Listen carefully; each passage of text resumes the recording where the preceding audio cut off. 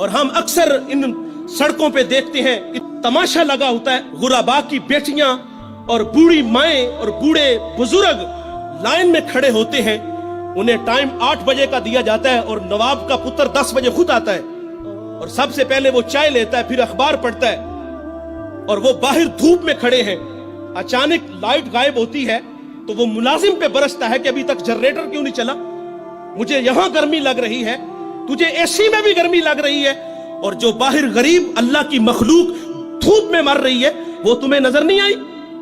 اللہ ایسی سخاوت کو ایسے مخیر حضرات کے منہ پہ مارے گا۔ اور ابو بکر خدمت کے لیے جاتے ہیں، جذبے کیسے ہیں؟ ایسے وقت میں جاتے ہیں جس وقت میں اللہ کے علاوہ انہیں کوئی بھی نہیں دیکھتا، خدمت کر کے آتے ہیں۔ کیا ہمارے اندر یہ جذبے ہیں؟ اور ہم تو 500 کا نوٹ بھی دیں تو ہزاروں لوگوں کو دکھاتے ہیں، ہم آٹے کا تھیلا دیں تو ذلیل اور رسوا کر کے دیتے ہیں، اور وہ کتنے بڑے لوگ ہیں یار، خدمت کرنے کے لیے جاتے ہیں، پاؤں میں جوتے بھی نہیں کہ کوئی میرے قدموں کی آہٹ کو بھی نہ سن لے۔ یہاں ایک توجہ یہ بھی آپ کی چاہوں گا، حضرت ابو بکر فرماتے ہیں کہ کہیں کسی کے نیند میں خلل نہ آئے میرے قدموں کی آہٹ کی وجہ سے۔ آج ہمسائے ہماری شرارتوں سے محفوظ نہیں، ہم نے ڈیک آن کیا، ہمسایہ صرف بیچارہ اتنا ہی کہتا ہے یار تھوڑی سی آواز آہستہ کر لو، وہ کہتا تمہیں کیا تکلیف ہے، میرے گھر میں چل رہا ہے، تمہیں کیا تکلیف ہے؟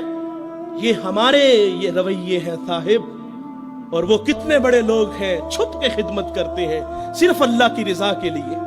اور پھر جب حضرت سیدنا صدیق اکبر رضی اللہ تعالیٰ عنہ دنیا سے چلے گئے تو حضرت عمر جو 23 لاکھ مربع میل کا حاکم ہے، پھر وہ ڈیوٹی خود لیتے ہیں، خود اس کے گھر کے برتن دھوتے ہیں، اس کے گھر میں جھاڑو دیتے ہیں اور خود مشکیزیں بھر کے آتے ہیں۔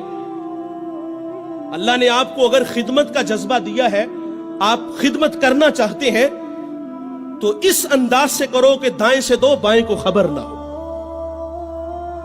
تو یہ اخلاق ہے صاحب، اپنے اندر یہ اخلاق اپناؤ، اس کا صلہ ہے، ورنہ لاکھوں کروڑوں کی سخاوت خدا منہ پہ دے مارے گا۔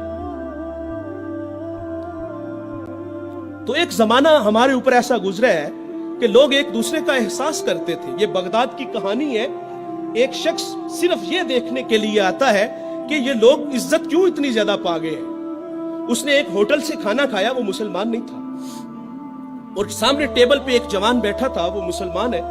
اس نے محسوس کیا کہ اس کا تعلق ہمارے شہر سے نہیں ہے۔ خیر کاؤنٹر پہ جا کے اس کا بل دیا، اور اس صاحب نے کھانا کھایا، بل دینے کے لیے کاؤنٹر پہ گیا تو کہا آپ کا بل ادا ہو گیا ہے۔ کہا یہاں تو مجھے کوئی جانتا نہیں، میں اجنبی ہوں۔ کہا ایسے ہی ہے، ایک مسلمان تھا اور اس نے آپ کا بل دیا اور چلا گیا، رکا اس لیے نہیں کہ آپ شکریہ کے لیے آگے بڑھیں گے، تو اس نے یہ بھی اپنے لیے مناسب نہیں سمجھا کہیں یہ نفس کی غذا نہ بن جائے۔ وہ اس بات سے متاثر ہوا، پھر ایک دکان پہ گیا، اسے کوئی چیز چاہیے تھی۔ جب دکان پہ گیا تو اس نے کہا یہ چیز مجھے چاہیے، قیمت طے ہوئی تو دکاندار پتہ کیا کہتا ہے؟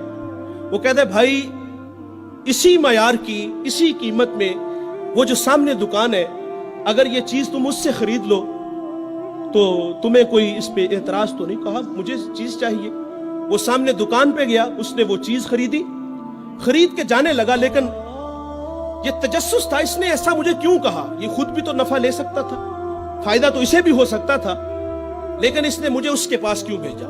دوبارہ پھر پلٹتا ہے اور آ کے کہتا ہے بھائی وہی معیار ہے، وہی قیمت ہے، لیکن اس کے پاس بھیجنے کا مقصد کیا تھا تیرا؟ اس نے کہا بھائی میں صبح سے اس وقت تک میرے پاس بڑے گاہک آئے ہیں اور میں نے اپنے بیوی بچوں کے لیے رزق روٹی اکٹھی کر لی ہے، اور وہ جو سامنے بھائی ہے اس کے پاس صبح سے لے کر اس وقت تک کوئی گاہک بھی نہیں آیا، تو میری آرزو تھی کہ تو اس سے جا کے خرید لیتا تاکہ وہ بھی اپنے بچوں کے لیے رزق روٹی لے جاتا۔ ایک ایسا زمانہ تھا، ہمارے اخلاق اتنے اچھے تھے، ہم ایک دوسرے کا خیال رکھتے تھے۔ آج تو ذلیل کرتے ہیں۔ تو حضرت عمر رضی اللہ تعالیٰ عنہ کے پاس ایک مقدمہ آیا بڑا عجیب سا، ایک صاحب نے زمین خریدی اور ایک نے بیچی۔ جس نے زمین خریدی اس نے ہل چلایا تو اس سے خزانہ نکلا، اور وہ خزانہ لے کے جس سے خریدی ہے اس کے پاس آ گیا، اور آگے کہتا ہے کہ بھائی میں نے زمین خریدی ہے, زمین کے پیسے دیے ہیں, اس خزانے کے پیسے نہیں دیے, یہ آپ مجھ سے لے لو. اور جس نے بیچی ہے وہ کہتا ہے بھائی یہ تمہارے مقدر, یہ میں نہیں لوں گا, یہ تمہارے ہی ہیں. ان کا آپس میں تنازع ہوا, حضرت عمر کے پاس آ گئے. وہ دے رہا ہے, وہ لے نہیں رہا. آج بھائی بھائی 1 انچ پہ ایک دوسرے کو قتل کر رہے ہیں. آج 1 انچ پہ بھائی جیونا مرنا ختم کر رہے ہیں اپنے بھائی سے. اپنی اولادوں کو بھی نصیحت کر کے جاتے کہ چچا کو منہ نہیں لگانا.